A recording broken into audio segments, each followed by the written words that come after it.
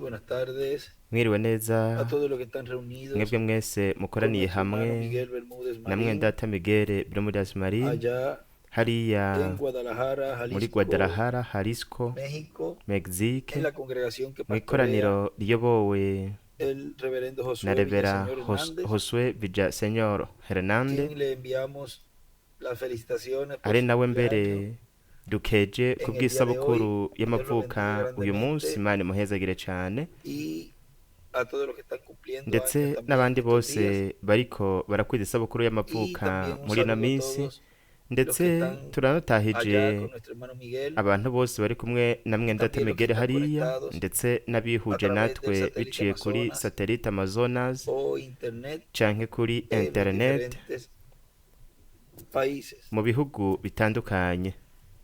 Hoy, Uyu munsi sábado 25 kuwa de gatandatu febrero de mirongo ine este na año zitanu z'ukwa 2023, kabiri mw'uno mwaka wa es bibiri na realmente mirongo una ine na bendición y gatatu, privilegio mu poder by'ukuri enviar n'ihigwe hamwe esta n'umugisha palabra de gushobora saludo kurungikira ijambo a ry'intasho. todos y cada uno de ustedes Ndarirungikira mwese umwe wese muri mwebwe, y agradecerle a Dios kandi nkashimira que nos ha n'Imana colocado en este tiempo, ko yadushize el muri cual kino gihe arico Él estará llevando a cabo ese izokoreramwo cambio de reino, izi mpinduka el z'ubwami, cambio impinduka del reino de los gentiles al z'ubwami reino del bw'abanyamahanga Mesías, buhinduka al ubwami reino bwa Mesiya, del trono de David, ubwami bw'intebe y'ubwami ya el cual Dawidi, estará siendo establecido allá en aribwo Israel buzokwima hariya muri y Isirayeli, que será un reino kandi buzoba ari para ubwami gobernar todo el planeta Tierra, buzoba buganje y umubumbe w'isi wose iyo el uva mundo ukagera, entero, hamwe todas las n'isi galaxias y yose todo hamwe será n'amagalagisi gobernado yose, byose desde bizoganzirizwa Israel, muri Jerusalén como la Isirayeli, capital, Yerusalemu ari nk'umugwa mukuru. y Kandi a cada uno de nosotros n'umwe umwe wese muri twebwe, que Dios nos haya tenido twebwe predestinados desde Imana antes de la yatoranije fundación del mundo uhereye kuva isi itararemwa, para estar en este tiempo, kugira ngo tube turi muri kino gihe, ser nuko los escogidos de Dios, tube abatoranijwe que n'Imana, estarían siendo preparados abazo kwitegura para reinar kugira ngo con Cristo por baganzanye milagros y na luego Kristo por imyaka toda la igihumbi, eternidad. hanyuma baganzanye n'ibihe bidashira.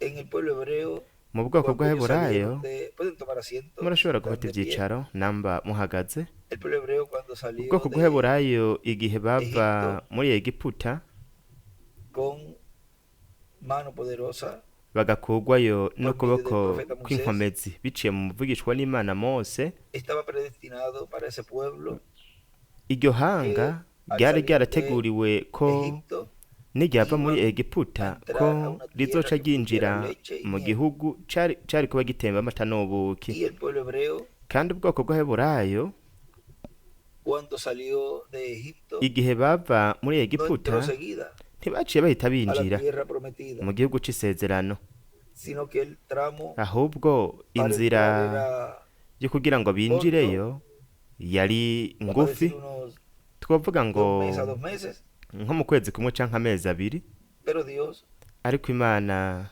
le dio todo ese tiempo, yabahaye kiriya gihe 40 cose, años en el desierto, imyaka 40 mu para bugaragwa, probarlos, kugira ngo ibagerageze, para ver lo que había en su kugira corazón. ngo irabe ivyari biri mu O mitima sea que Dios yabo. sabía de Ni antemano ukuvuga yuko Imana yari izi imbere y'igihe, quiénes yari izi creerían y quiénes abazokwizera no creerían. n'abatazokwizera bari bo. Anoche estuvimos Nijoro hablando y twariko leyendo algunas turavuga porciones kandi allí del dusoma mensaje probando n'imirongo su imwe palabra. imwe yo mu butumwa bwitwa ngo kugerageza donde ijambo ryiwe, aho Vimos aquella ocasión twabonye ca gihe en donde aho la gloria de Dios iba a ser ubwiza manifestada bw'Imana bwari bugiye kugaragara, y nuko con la resurrección mu de esa muzuko niña wa kakana k'agakobwa, iba a Dios Imana manifestar su gloria como yari la kugaragaza manifestó allí con icubahiro Lázaro. cayo nk'uko yakigaragaje hariya kuri Pero Lazaro. fíjense Ariko mwiyumvire, que él sacó murabona ko a los yo incrédulos de allí yasohoye abatizera ibakura ngaho para que la gloria de Dios kugira fuera ngo manifestada. icubahiro c'Imana kigaragare. Así también el pueblo hebreo Uko ni nako n'ubwoko bw'Abaheburayo no Imana permitió que ntiyemeye de 20 años hacia arriba yuko abafise imyaka mirongo entraran a ibiri la tierra uduga prometida, binjira mu gihugu excepto c'isezerano Josué y Caleb, kiretse yosuwa na kalebu representando ellos así al líder y ari el bo grupo de bashushanya este tiempo umurongozi final. hamwe n'umugwi w'iki gihe ca nyuma Y todo ese tiempo kandi ico gihe cose fue para probarlos, cari ico pero kugira fue ngo también ibapime ariko para kandi sacar cari n'ico todos aquellos que gusohora salieron, abo vamos bose a decir, aprovecharon bavuye reka tuvuge la ngo salida.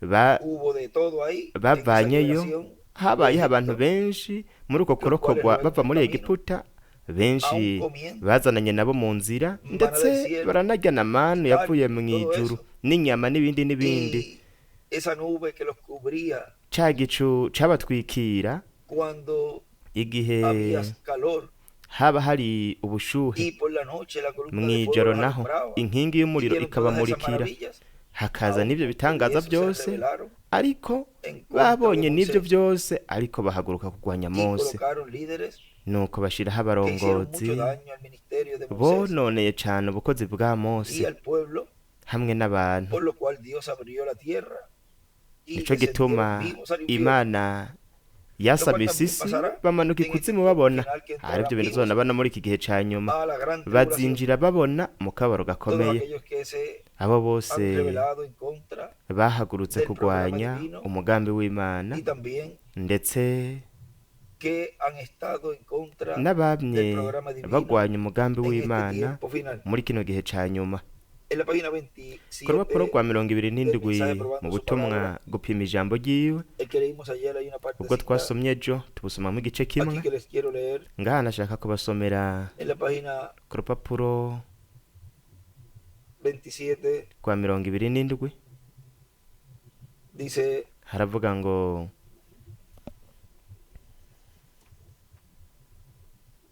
note, murabe fue por sus creyentes. habaye ku bw'abizera nibo apimisha Él solo ijambo puede ryiwe probar su palabra. nibo bonyine ashobora No por gupimisha incrédulo. ijambo ryiwe si ku Es bw'abatizera solo por los creyentes ni que ku él puede bw'abizera probar su gusa palabra. nibo ashobora No gupimisha importa ijambo cuánto ryiwe reclame el resto ntaco de ellos bitwaye nubwo abandi bovuga ngo nibo gute o yo lo creo, o je hermano. ndavyizera bene data Vea, si usted también murabe lo cree, nawe nambo Dios lo vyizera probará, imana porque izobipima miramos y vemos kuko a los turaraba otros. tukabona ¿Qué ibindi podemos decir? mbega niki Entonces, none dushobora kuvuga es murabona por creyentes ni verdaderos kubw'abizera que b'ukuri prueba su nibo palabra, ipimisha no ijambo por ryayo esos que dicen que si ku creen, bwa babandi bavuga ngo pero barizera aquellos ariko quienes creen realmente. ni babandi Es bizera mu por sus by'ukuri hijos creyentes ni ku que bw'abana prueba su biwe palabra. bizera nibo apimisha Ahora, ijambo ryiwe Él tenía rero los creyentes we yari y afise la cosecha abizera vieja, kandi ivyimburwa había vya kera vyari vyahonye los incrédulos que dijeron: abatizera bamwe bavuga nosotros bati no la podemos tomar.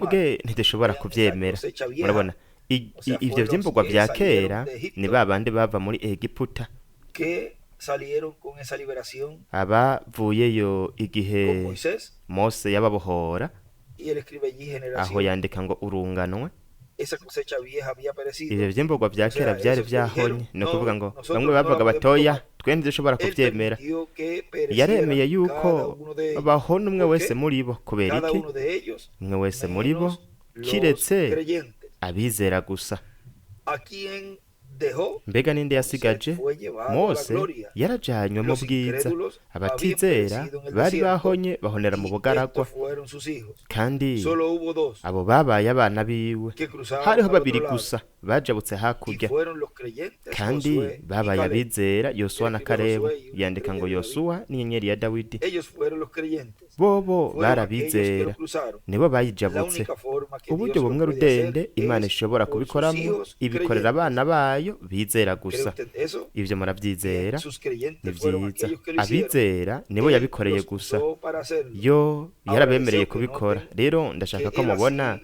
lo yuko hace en esa forma ari en uko yama cada ibikora edad. muri buri Él lo gihe hace cada vez buri por gihe el cose mismo método. yama ibikora muri Él ubwo tenía buryo que nyene tomar creyentes yategereza gufata y entonces, abizera nuko en orden de tener mu rutonde creyentes rwo que kugira conocieran esa abizera palabra, bamenye iryo él jambo tuvo que predestinarlos yategereza para kubatoranya esa edad. ikabatoraniza Pueden ico ver, gihe él murashobora tenía que kubibona predestinar esto yategereza para estar allí, gutoranya abo para kugira ngo enfrentarse babe al bari reto ngaho de la kugira ngo edad. bahangane n'abasigaye muri tomó ico gihe Esta aquí, yafashe ¿lo sentiste? uyu ngaha ¿Lo murabitahura muravyumva Eso es lo que está sucediendo hoy. ivyo nivyo biriko Él la biraba uyu munsi predestinó a esta por su previo yaratoranije o por ibyo su preconocimiento. kubwo kubimenya kera bitaraba. Cuando predestinó a Malaquías 4, igihe yatoranya Malaki 4 byategereza gushitswa. iyo iteguye mu ijambo ryayo ikintu kizoba ica igipima mu ijambo ryayo. igihe yategura ikintu ko kizoba ikavuga ko kizoba, yo yari izi yuko urwo rubuto ruzoba ruri ngaho. muri ico gihe yaratoranije umugore, we azoba ari hariya anyakugwe, we azoba ari hariya. yarabiteguye kubwo kubimenya kera. murabibona, nta na kimwe kizohaba ngo kibihagarike. yandika ngo umugeni, ishengero umugeni. rero murabe, aratubwira ku rupapuro rwa 16 mu butumwa nyene ico arico kwizera, no kuvuga ngo abizera, hamwe n'insiguro y'ukwizera. haravuga ku rupapuro rwa 16, haravuga ngo rero turabe ikindi, mwebwe atamakenga narabumvise muvuga ngo kubona no kwizera. murabe bobo bari barinjiye muri kajya gace ko kuja kurondera bijya vyamwa vyo mu gihugu c'isezerano, kandi nubwo bari bazanye ivyamwa, benshi mu bari babonye ngaho izo nzabibu nini umuntu atari gushobora kwikorera izo nzabibu ukuntu zari zingana. banabonye ivyimburwa vyo mu gihugu c'isezerano, babatasi 10 baravuze bati ntitubishobora, ntituvyemera. ati niba nini, twebwe tumera nk'inzige zito iruhande y'ivyo bigatanya. kandi banabonye ivyimburwa. murabe, kubona aho ntabwo byasobanura yuko bari bizeye. rero nimurabe ingene ngaha havuga, mwebwe atamakenga narabumvise muvuga ngo kubona no kwizera. uwo ni uwundi mugani wa kera dufise hano, ariko n'uwo nawe nyene ntukora kuko umuntu ashobora kwicara ahantu akaraba ikintu neza akacitegereza kandi ntakibona. ijambo kubona mu Congereza rifise insobanuro nyinshi zitandukanye.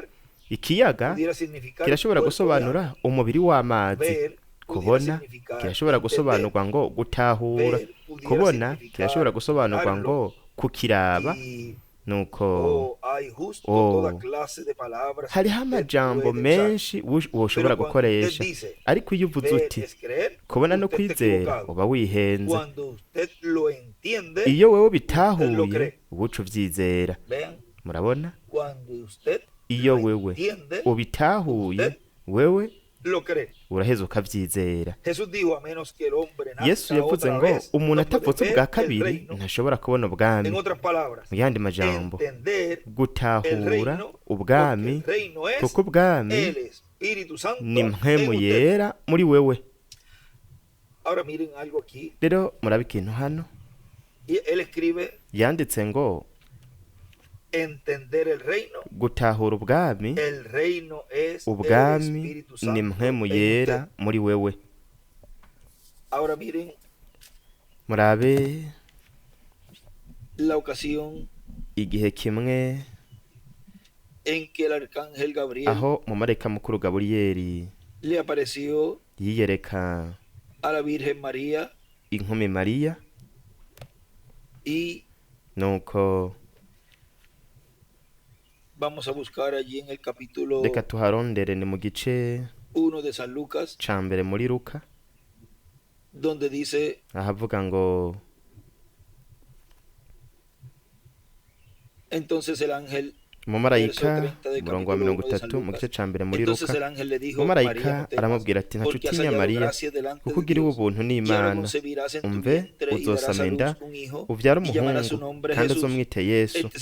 Azoba mukuru, azokwitwa umwana w'isumba byose, kandi umwami Imana azomuha intebe y'ubwami ya sekuruza Dawidi, ahangame mu nzu ya Yakobo ibihe bidashira. Ubwami bwiwe ntibuzogira iherezo. Mariya maze umumarayika ati ibyo bizobaho bite, ko ntaramenya icitwa umugabo? Umumarayika aramwishura ati mpwemu yera azokuzako, ubushobozi bw'isumba byose buzogutera igitutu. Nico gituma uwera azovuka azokwitwa umwana w'Imana. Kandi umve, Elizabeti mwene wanyu nawe atwaye inda y'umuhungu mu butamakazi bwiwe. Uwitwa ingumba uku ni ukwezi kwiwe kwa gatandatu, kuko ata jambo rivuye ku Mana ribura ububasha. Mariya aramubwira ati he, ndi mugurano w'umwami Imana, bimbere uko ijambo ryawe rivuzwe. Maze umumarayika ava ahari aragenda. Rero hariho ibintu byinshi biri muri iki kiyago umumarayika mukuru Gaburiyeli yagiranye n'inkumi Mariya. Arico muri iki kiyago murabe mwibuke ko marayika yamubwiye yuko mpwemu yera azomutera igitutu, kandi yariko aramubwira yuko uwo mwana azovyara ko azokwitwa umwana w'isumba byose, kandi ko Imana izomuha intebe y'ubwami ya Dawidi sekuruza. Amubwira kandi ko azoganza aganze ku nzu ya Yakobo, no kuvuga ngo ku nzu ya Isirayeli ibihe bidashira, kandi ko ubwami bwiwe ko butazogira iherezo. Mariya yaravyizeye, yizera iryo jambo, no kuvuga we yaratahuye iryo banga ryo kuza k'ubwami bw'Imana. Nuko mpwemu yera amutera igitutu. Murabe ingene mwendata William ngaho yanditse ati gutahura ubwami ni mpwemu yera muri wewe. Mariya nawe ashushanya ishengero ry'umwami Yesu Kristo, ariryo yamye agirana ikiyago naryo.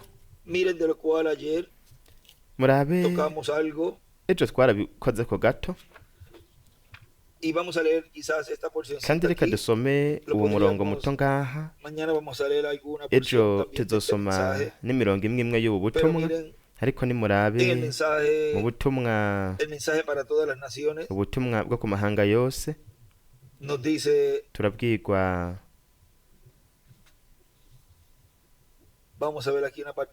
Turabe ngaha agace gatoya, haravuga ngo kandi ukurokogwa, ukubohogwa,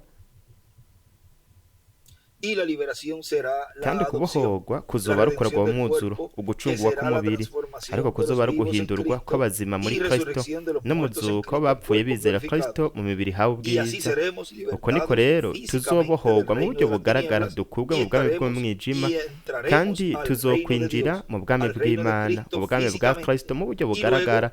Hanyuma tuzoja mu buzima n'ubukwe bw'umwagazi w'intama turi kumwe na Kristo, aho Kristo azoronka ubwami, azokwimikwa kugira ngo aronke ubwami bwo ku isi, ubwami bw'Imana ku isi, kugira ngo abwimike. Uko kuzoba rukuronka ubwami bwa Dawidi hamwe n'intebe y'ubwami ya Dawidi, ariyo abereye umuragwa. Ivyo n'igihe tuzosubira nyuma yo kurangira kw'akaro gakomeye, n'igihe tuzogaruka tuzoza ku mumbe w'isi kugira ngo hime ubwo bwami bwa Mesiya. Kandi intebe y'ubwami ya Dawidi n'intebe y'ubwami ya Dawidi iyabereye umuragwa. Iyo ntebe y'ubwami ya Dawidi ni imwe yavuga ngo unesha nzomuha kwicarana nanje ku ntebe yanje y'ubwami. Intebe y'ubwami ya Kristo ni intebe y'ubwami ya Dawidi. Iyo niyo yarazwe nk'uko biri mu ijambo umumarayika mukuru Gaburiyeli yabwiye Mariya, Imana izona mu ntebe y'ubwami ya sekuruza Dawidi, nuko yicare kuri yo ayiganzirize ko Isirayeli ibihe bidashira. Ibyo tubibwirwa muri Luka igice ca mbere. Reka tubirabe. Aha n'igihe yabwira inkumi Mariya igice ca mbere umurongo wa 30 kabandanya, aho niho biri kandi twabisomye. Ariko reka dusome uno murongo yasomye ngaha, haravuga ngo uzosama inda uvyara umwana w'umuhungu kandi uzumwite Yesu, uwo azoba mukuru kandi azokwitwa umwana w'isumba byose, kandi umwami Imana azoma intebe y'ubwami ya sekuruza Dawidi, ahangame mu nzu ya Yakobo ibihe bidashira, kandi ubwami bwiwe ntibuzogira iherezo. Ibyo nivyo mpwemu yera yabwiye inkumi Mariya, nk'uko Gaburiyeli yatangaje kuza kwa mbere kwa Kristo, azotangaza no kuza kwa kabiri kwa Kristo, bivugwa na Revera William Branham. None ni gute azobikora? Rero iki ni kibazo kumbure benshi bibajije, kuko mwimvira Dr. Branham yavuze yuko yatangaje ukuza kwa mbere kwa Kristo. None ni gute umareka mukuru Gaburiyeli yatangaje kuza kwa mbere k'umwami? Yakubwiye yavugije inzamba, kuko yavuze ngo yavugije inzamba mu kuza kwa mbere. Murabona yuko yari karavuga abwira Mariya ugushitswa kukuza kwa mbere k'umwami. Ni ukuvuga aho turiko turabona uburyo ingene Gaburiyeli yari kuba ariko atangaza canke yatangaje ukuza kwa mbere. Kandi turabwirwa na Revera William Branham yuko azotangaza no kuza kwa kabiri k'umwami. Dr. William acarabaza ati none ni gute azobikora? Ati byo reka tubigarukirize ngaho. Mwibuke ko inkumi Mariya ishushanya ishengero ry'umwami Yesu Kristo. Kubw'ivyo rero hazoba ikiyago hamwe n'ishengero, ikiyago biyaga n'abamarayika. Kandi ibyo reka tubirekere ngaho, kubwo ishengero inkumi ryarabwiwe uturungo dutatu dukurikirana. We ngaho aca bandanya avuga, rero murabe ikiyago umumarayika mukuru Gaburiyeli yagize ngaho akigirana n'inkumi Mariya cabaye ikiyago c'abamarayika. Rero we ngaho yari karavuga, yari karamubwira ngaho isezerano ryo kuza ku mwami, kandi mpwemu yera amutera igitutu. ni ukuvuga mpwemu yera mw'ishengero ry'umwami ni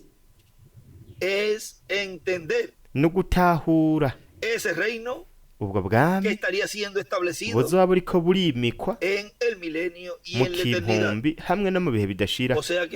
ni ukuvuga yuko mpwemu yera mu gutera igitutu Mariya, murabe ingene we Mariya ingene yariko arakira yizera iryo sezerano umumarayika mukuru Gaburiyeli yariko aramutangariza, aramubwira, ariko ararimubwira muri ico kiyago. Ivyo nyene yariko aramubwira, yariko arabwirwa nuko kugenderwa n'abamarayika hamwe n'abamarayika babwira ishengero ry'umwami Yesu Kristo muri iki gihe ca nyuma, ishengero mugeni ariryo rifise isezerano ry'uwo mwana ariwe muragwa w'intebe y'ubwami ya Dawidi.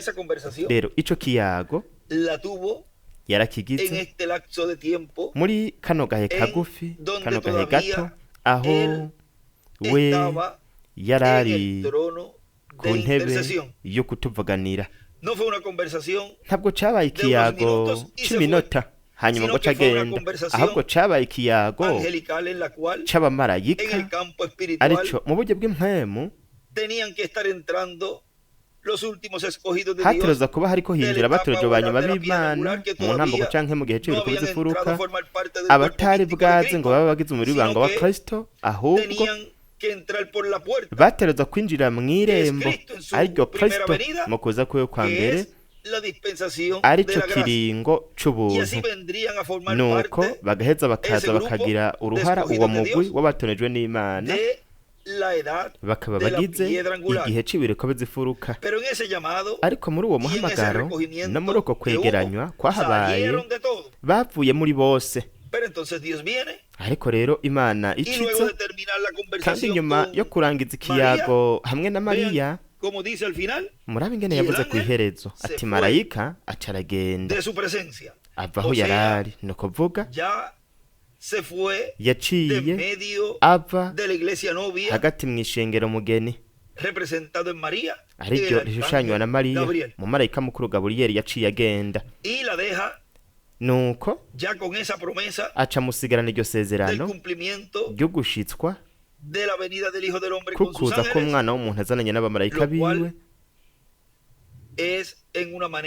arivyo ari mu buryo bwigwije gatatu kuko umwami ubwiwe azoza n'akamo karenga n'ijwi ry'umumarayika mukuru n'inzamba y'Imana murabe aho hari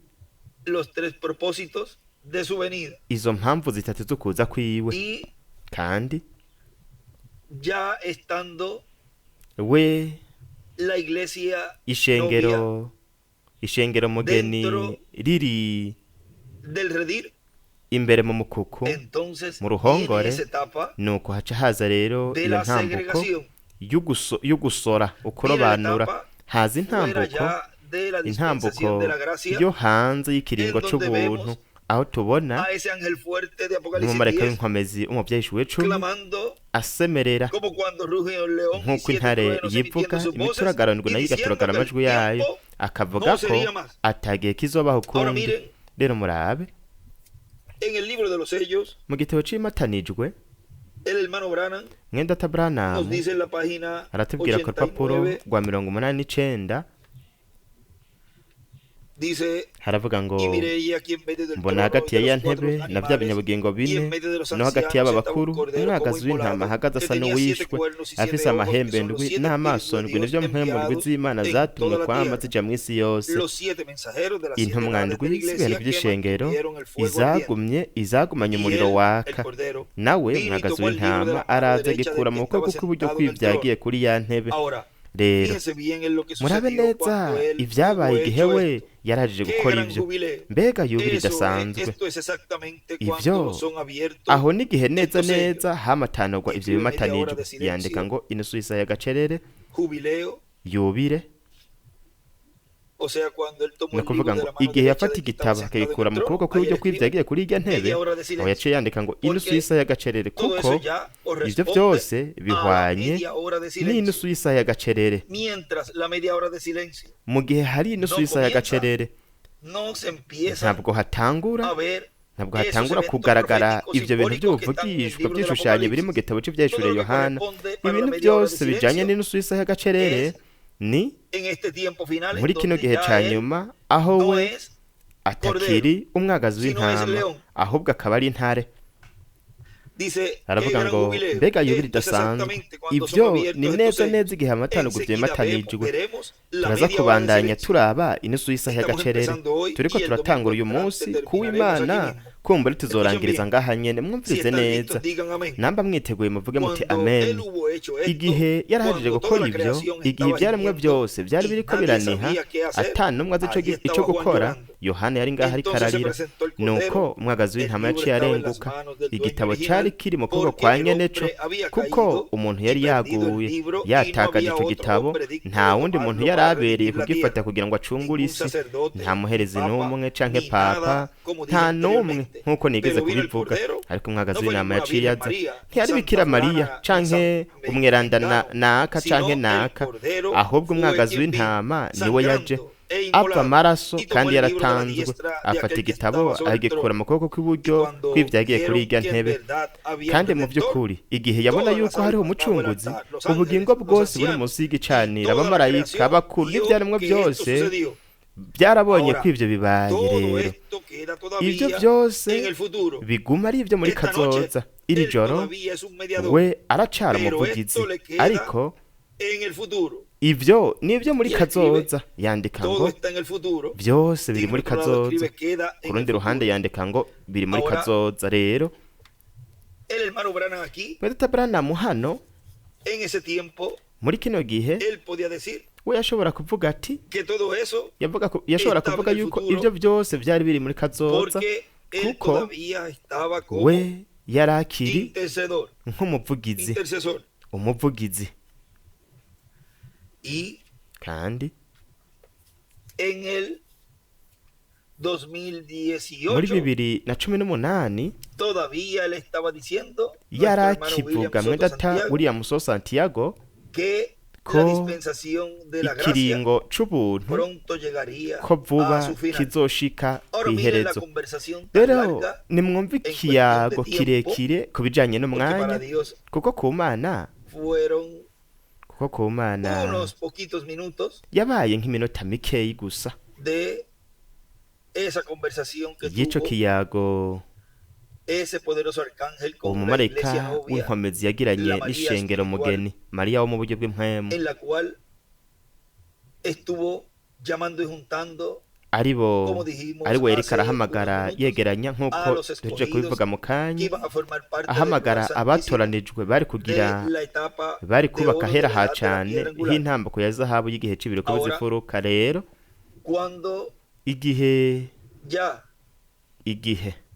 se termina la harangira dispensación de la gracia ikiringo c'ubuntu, y nuko ese poderoso arcángel, el umumarayika cual tiene w'inkomezi acceso al libro de la ari wafise verdad, uburenganzira ku gitabo c'vy'ukuri, él we ya proclama agatangaza de que yuko se cesaran todos esos símbolos ivyo bishushanyo tipos byose y figuras vyohagarara, ndetse y todo eso que n'ibigereranyo representaba, n'ivyo bintu byose vyashushanya lo cual los escogidos de Dios arivyo abatorejwe n'Imana hamwe n'abantu bose abakristu simbolizaban, por ejemplo, en los bashushanya bautismos, nk'akarorero en los mu lavatorios de batizo, pies, en la mu Santa Cena, kozanya y todo eso, ibirenge, ifunguro ryera n'ibindi n'ibindi. ya dejaran de funcionar, Ivyo byose biretse cesara. gukora bihagaze, ya automáticamente ubwo nyene eso daba por concluido ivyo vyerekana La yuko dispensación harangiye ikiringo de la gracia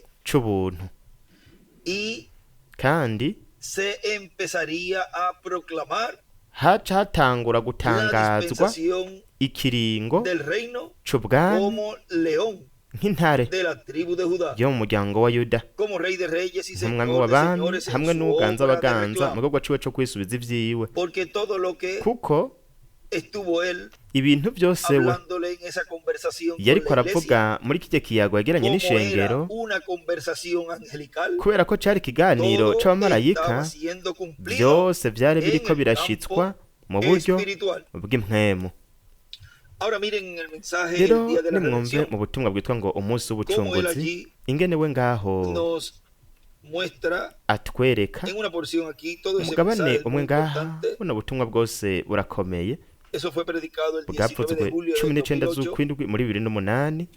Miren donde dice murabe ahavuga en algún territorio ati mu kibanza del runaka occidente, aparte de c'iburengerazuba Norteamérica, surgirá la hirya ya visión de Amerika la ya carpa ruguru siendo hazoba materializada. iyerekwa ry'ihema Y rihashikirizwe estaremos rihabera ukuri, escuchando kandi al tuzohumvira ángel fuerte, marayika al w'inkomezi Espíritu Santo mpemu clamando yera como asemerera cuando ruge un león, nk'uko intare y yivuga, 7 truenos emitiendo su imituragarandwi voz. nayo igaturagara Y amajwi luego yayo, diciendo, hanyuma el avuge tiempo ati no será más. nta gihe O kizobaho sea, kundi, ni ukuvuga revelando que el tiempo de ahishure ko igihe redención, el c'ubucunguzi, tiempo en donde cada igihe persona aho tiene buri la muntu wese oportunidad, afise ihirwe a uburenganzira recibir a Cristo bwo como kwakira Salvador, Kristo se mukiza habrá wiwe, terminado. ko bizoba vyarangiye.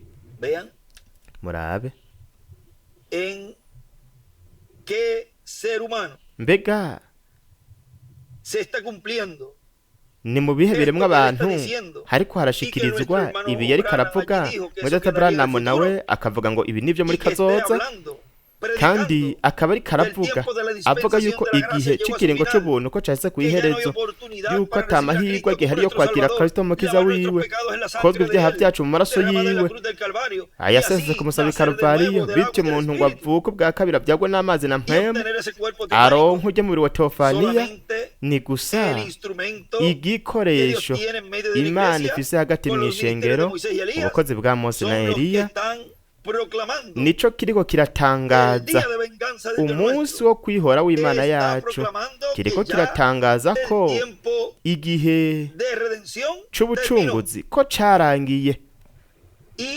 kandi iryo tangazo mwene Branham yatanze yavuze yuko vyari biri muri kazoza turiko turabibamwo ubu muri kubu. Kazoza karabaye kubu rero, ni kuvuga yuko ivyo ari ukuri kuzuye.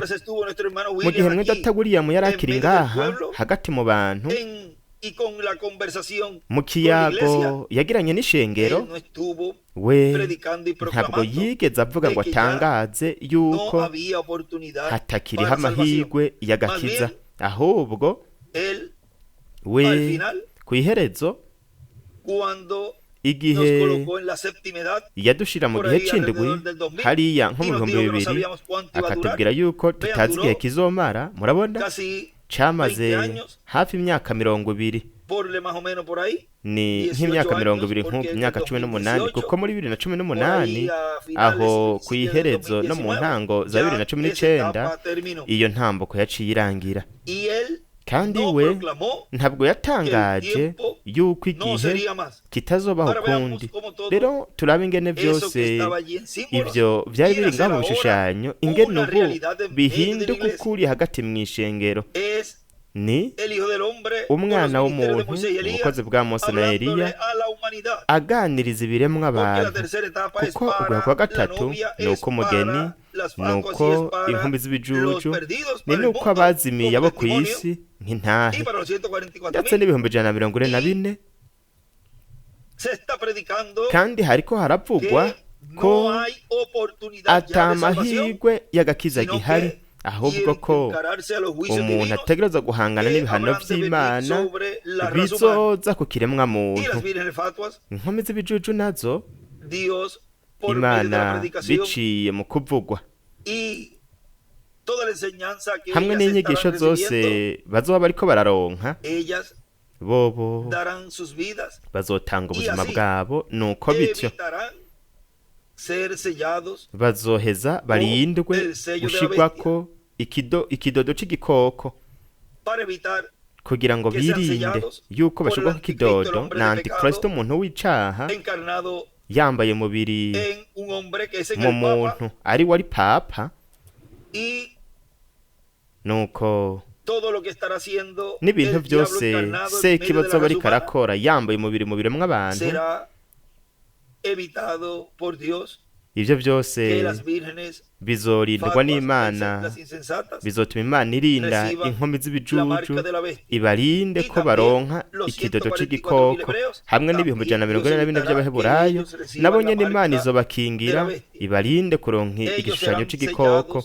Bobo bazoshirwa nk'ikidomesho mu ruhanga imbere yo gutangura akababaro gakomeye. Rero biciye mu kuvugwa k'ubutumwa bwiza bw'ubwami, aribwo buriko buratangazwa muri ino ntambuko nziza cyane, iyo Imana yatwemereye kugira aho iriko iratanga kwizera ko kunyakugwa ku bantu ku mugeni, haribo biteguriye kunyakugwa, ariko ko bakeneye ijwi ry'imituragaro ndwi, ijwi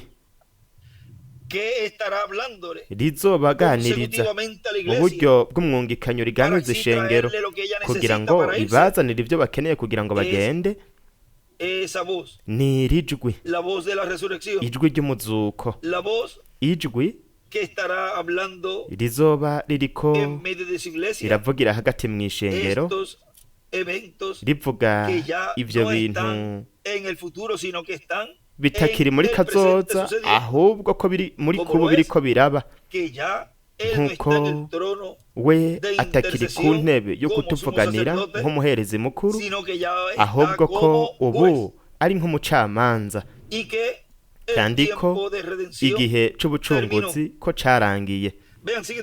Murabe abandanya avuga ngaha ngo aravuga ngo ni ukuvuga ngo ahishura yuko igihe cy'ubucunguzi, igihe aho buri muntu wese afise uburenganzira bwo kwakira Kristo nk'umukiza wiwe kizoba carangiye, kandi ko Kristo azoba yavuye ku ntebe yo kutuvuganira, kandi ko azoba yahindutse intare y'umuryango wa Yuda igihe azosemerera nk'uko intare yivuga, nuko atazoba akiri nk'umwagazi w'intama canke nk'umuherezi mukuru, ahubwo azoba ari nk'umwami, nk'intare, kuko we nk'umwami ni intare yo mu muryango wa Yuda. Kubw'ivyo rero azoba ariko aravuga nk'umwami, yivuga nk'intare y'umuryango wa Yuda, kandi azoba ari marayika w'isezerano, wa wundi nyene umwe yarokora ubwoko bw'Abaheburayo akabakura mu buja bwo muri Egiputa. Umwe yavuga biciye mu bavugishwa batandukanye, umwe yari ari mu mubiri w'umuntu, marayika w'isezerano mu muntu, muri Yesu. Ni ya nkingi y'umuriro nyene imwe yari iri mu bwoko bw'Abaheburayo, niyo iri hagati mw'ishengero, iriko irakora kandi iganiriza igikoresho cayo, kugira ngo ico gikoresho cayo kiganiriza abantu mu buryo Imana yabitegekanije uhereye ku visi itararemwa, kugira ngo izobaho kwizera ko kunyakugwa. Kuko hamwe n'ibyo dufise, Mwene Branham niko yavuze, ndibaza yuko ari murabe ku rupapuro rw'ijana na kane mu gitabo c'imatanijwe, yaravuze ngo kw'iherezo y'igihe ca Pantekoti, nk'uko Imana yabivuze, kandi Imana ifashe muri iri joro kugira ngo ndabibereke, dutegerezwa kwakira intumwa izofata ibintu byose basigaje badahejeje, igahishura amabanga yose y'Imana kugira ngo itegurire umugeni kunyakugwa, hanyuma haca haza imituragarongo y'ibanga itananditswe n'ivyo, kandi ndizera yuko biciye mu mituragarongo ko hazohishurwa mu minsi ya nyuma ibikenewe kugira ngo bikangure umugeni kugira ngo aronke ukwizera ko kunyakugwa. Kuko hamwe n'ivyo dufise ubu ntitwashobora kuduga, hariho ikintu gitegerezwa kuza kugira ngo kidutegure, kuko nk'uko tumeze ubu kumbure twashobora kuronka ukwizera guhagije ko gukira indwara, dutegerezwa kuronka ukwizera guhagije ko kugira ngo duhindurwe. Aho yandika ngo ukwizera ko kunyakugwa, aha yanditse naho ngo imituragarongo itanga canke iravuga, aho turashobora kubiraba ukwizera ko kunyakugwa. Dutegerezwa kugira ukwizera guhagije kuduhesha guhindurwa mu kanya gato, nuko dukugwe ngaha kw'isi, kandi imbere gato tuzoraba Imana niyabishaka aho ivyo vyanditswe. Rero murabe ico ishengero mugeni rikeneye kugira ngo rigende rive ngaha ku mumbe w'isi rije mu mazima n'uko bw'umwagazi w'intama, rikeneye kumva ijwi ry'imituragarongo, kandi hamwe no kuvugwa k'ubutumwa, gutangazwa k'umunsi wo kwihora w'Imana yacu, hazoba hariko harashikirizwa hagati mw'ishengero ibintu vyose bijanye no kwizera ko kunyakugwa ku mugeni, ibijanye n'inkumi z'ibijuju, ibijanye n'abazimiye, ndetse n'ibijanye n'ibihumbi 144. Kandi turangize ngaha aho twari twahagarariye ubutumwa gupima ijambo ryiwe. Reka dusimbe kano gace kari hano kuno murongo kugira ngo ntidutware umwanya munini. Haravuga ngo imbere gato, reka tuje ku rupapuro rwa 17, haravuga ngo ukutizera ntabwo guhagarika Imana, ntabwo kuyizibira, ntaco vyontwara uko abo kw'isi bokekeranya gute iryo jambo rizoshitswa. Ukutizera nta na kimwe gukora uretse gucira ku rubanza umutizera, ugutizera kurungika umutizera ikuzimu, kandi kukamwiba imigisha yose Imana yamusezeraniye, ariko ntikuzibira Imana kugira ngo ikorere neza bizera. Ukutizera ntiguhagarika Imana, guhagarika gusa umutizera. Wewe wovuga uti izuba ntirizokwaka ejo, ati ngiye kurihagarika, wewe ukabigerageza, byiza, wewe ntavyo woshobora. Imana yarabishize mu rutonde kandi yavuze ko rizokwaka. n'ibyo nta bindi Él lo dijo. yarabivuze ko hashobora kuba hari ibicu munsi yaryo ariko ryoba ririko riraka kwa kundi nyene we ntushobora guhagarika imana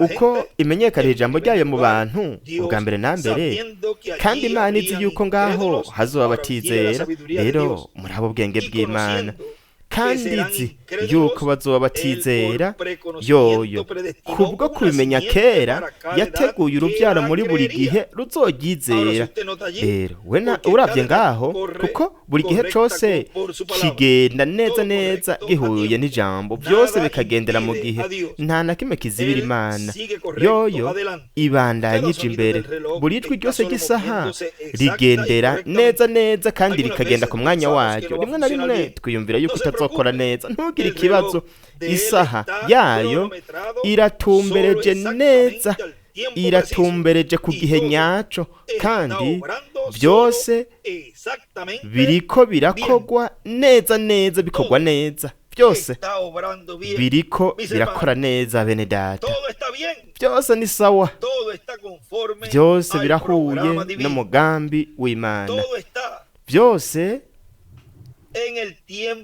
biri mu gihe kibereye biriko birashitswa kuko Imana nticeregwa kandi nta nubwo igendera imbere yitangira imbere nuko rero bene data mubandanye imbere muri kino gihe cyo kwitegura muri kino gihe c'inyigisho no muri kino gihe iki Imana izoshikiriza mu isezerano ryo kuragwa mu mwuzuro iryo izoshitsa isezerano ryo guhindurwa izoshitsa isezerano ry'umuzuko izoshitsa isezerano ryo kunyakugwa no kuvuga ngo aya masezerano yose n'ibyo bintu byose byavugishijwe by'umubiri uhoraho uhawe ubwiza nyuma yo kubona abapfuye bazutse ya minsi 30 kugeza ku 40 ukunyakugwa amazima no kwebwe mwagazo w'intama no kugaruka turi kumwe na Kristo ngaha mu kimpumbi mu ntango z'ubwo bwami bw'imyaka igihumbi kugira ngo bwimikwe ku isi ayo masezerano yose yoyo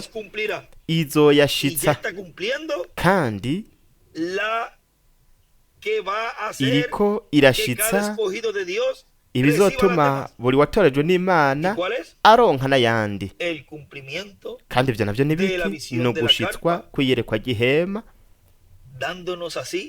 duhabwa bityo inyigisho zo mw'ihema inyigisho zizanye ukwizera kukunyakugwa no kuvuga ko ayo yandi masezerano yose ashingiye kuri ino ntambuko hatabaye gushitswa kwiyerekwa gihema hamwe no gushitswa kwiyerekwa gihema nk'uko byavugishijwe nta muntu n'umwe yoshobora kuragwa mu mwuzuro kandi nta muntu n'umwe yoshobora kubona abizera umwami bavuye mu mubiri ariko kwakira no kwizera no gutahura ivy'Imana iriko irakora muri kino gihe hagati mw'ishengero wewe biguha umutekano yuko wewe vuba uzoragwa mu mwuzuro n'igihe gikomeye cane arico Imana iriko irakoreramwo hagati mu bantu mu butumwa butegura ishengero mugeni kugira riragwe mu mwuzuro kuko iki kiyago n'umumarayika w'inkomezi yagiranye natwe ibiri muri ubwo butumwa nk'uko yigeze kutubwira hariya yuko ryari ryabaye ihirwe kuri we kuba yarazanye buno butumwa bw'ibuye rikomeza ifuruka bwari gutegura ishengero umugeni kugira rinyakugwe ariko murabe ubwo butumwa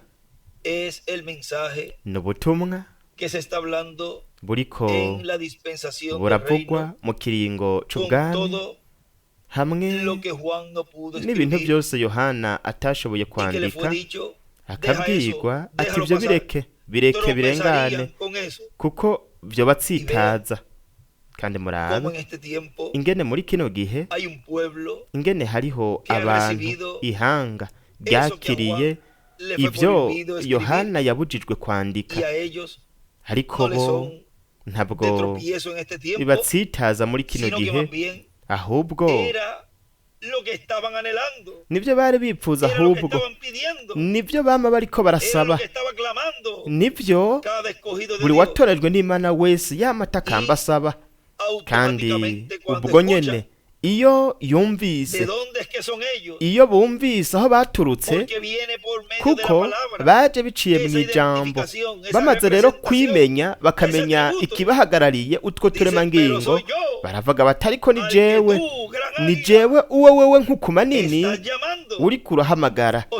ni ukuvuga ijya nk'ukuma nini, burya bukozi bwa Mose na Eliya buhamagara inkukuma, buhamagara utwo duswi tw'inkukuma kuduga, ati duga, tireka tuve ngaha ku mumbe w'isi twigire tugende iyindi ncuro.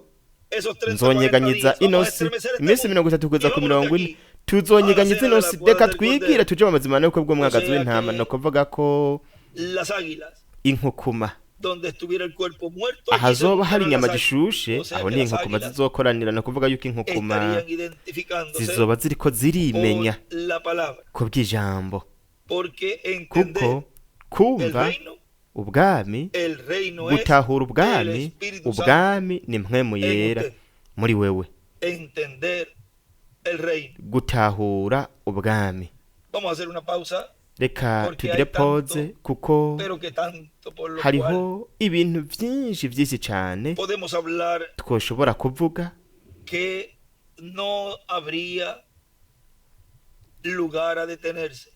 ku buryo tutoronka ahantu duhagararira. Ariko mwibuke yuko buno butumwa bwose twazaniwe na Eliya wa kane, ariko tudashobora gusiga ku ruhande nk'uko akenshi twabivuze. runo rufatiro rwose twazaniwe na Eliya wa kane. Indino jambo ryose, iri jambo yatubwiye ry'ingene umwana w'umuntu azozana n'abamarayika biwe, hamwe n'iki kiyago cose twaganirijwe na marayika mukuru Gaburiyeli mw'ishengero mw'imyaka yose, hamwe n'ibintu byose bizoba biriko biravugwa muri kano gahe kagufi ko kwitegura kugira ngo twinjire mu gihugu c'isezerano c'umubiri musha. Byose bizobandanya mu kimpumbi no mu bihe bidashira. Azoba ari ubutumwa buhoraho, ni ubutumwa buhoraho. no kuvuga yuko dukora pause nk'uko buri gihe yabivuga mu butumwa bwinshi, ati tugira pause gusa, turahagarika gusa, turahagarara. Ariko umuntu yoshobora kubandanya avuga, akavuga ku migisha myinshi Imana yaduhaye, kandi tukazirikana yuko turi mu ntambuko aho umwanya wari wo wose aho Imana izoshitsa isezerano ry'umuzuko.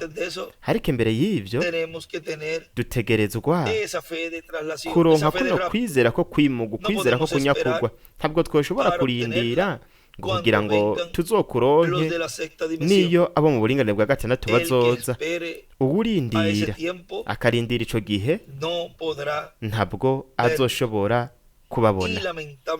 Kandi ikintu kibabaje, azobwirwa ngo ukunyakurwa kwarabaye. Aho niho rero hazoza amarira no kujyana insya z'amenyo. Cyo gituma igihe bazosohokwa nuko bagashiburirwa mwa ca gice ca Laodikiya, arico kizoba cahindutse akabaro gakomeye. aho hazoba amarira no guhekenya amenyo. ntabwo hazoba hakiri ihigwe kuri bo kugira ngo baronke ukwizera ko kwimuga, ukwizera ko kunyakurwa.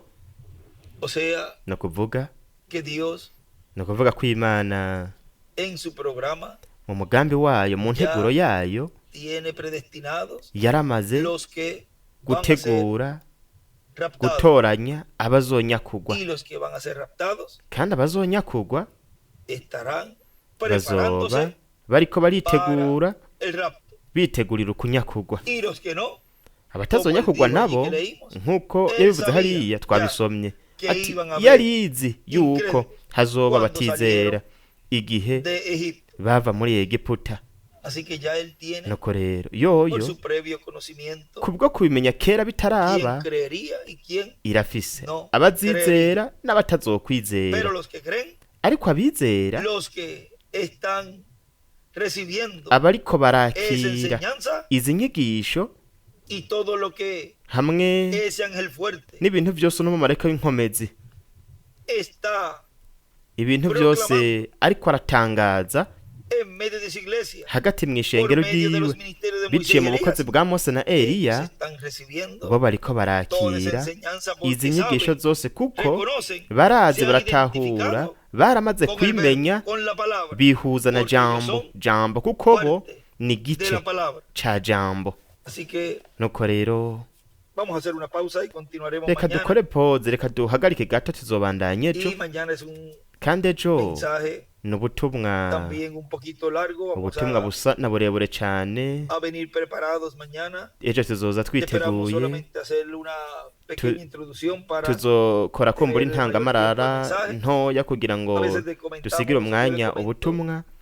rimwe na rimwe hacia nama algunos, ndababwira de que abantu voy a bamwe tratar de bamwe ser yuko ngerageza pero Dios kugabanya nos ubutumwa, sigue kugabanya intangamarara ngo dando ngira más y ntoya, más, ariko Imana ikaca ibandanya Y- kuduha ibindi byinshi porque hay tanto, kuko pero que tanto para hariho hablar, ibintu byinshi byinshi que cyane no hay byo forma kuvuga de cómo ku uno buryo decir, bw'uko ata hoy va a ser muntu corto.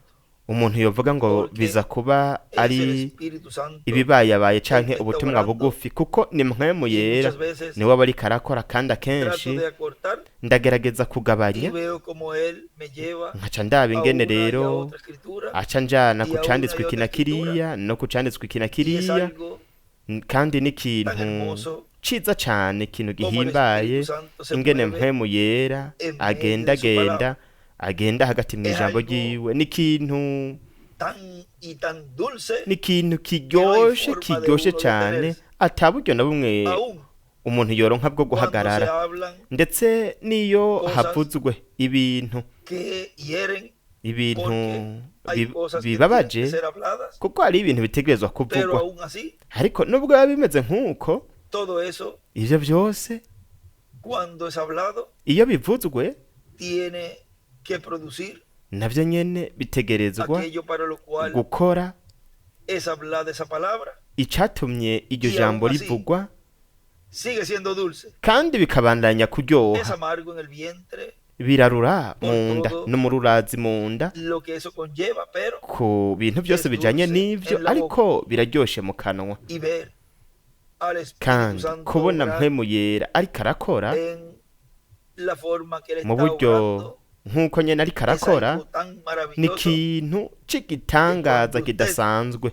kugeza ubwo iyo tenga wewe uje ese ambiente muri ico en el kirere, cual ico esa teofanía iyo teofaniya esté obrando en medio de usted, aho iba iriko irakorera muri pero wewe, encarnada, ariko yambaye mubiri, usted me va a decir, we wombwira uti esto es algo más grande ati ico ni ikintu de lo gikomeye que yo cane imaginaba. kurusha uko navyiyumvira. Recuerden que la adopción mwibuke yuko ukorerwa mwuzuro es una cosa y ni el cuerpo glorificado es ikintu otra. kimwe, umubiri uhawe ubwiza nawo ni kindi, kandi Tienen que estar los ministerios de hategerezwa Moisés y kuba Elías hari ubukozi presentes bwa Mose na Eliya para buhibereye la adopción. kubwo kuragwa wa El que mwuzuro. no esté Umuntu escuchando atari karumviriza y no esté recibiendo los ministerios de ntaba Moisés y ariko Elías yakira ubukozi bwa Mose na manifestados en Eliya este tiempo final, bugaragaye muri iki gihe ca nyuma, no va a estar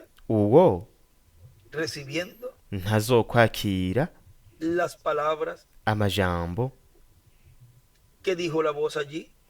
amwe ryacu Este ryavuga es mi hariya hijo amado, ati uyu niwe mwana en el wanje cual nkunda me complazco.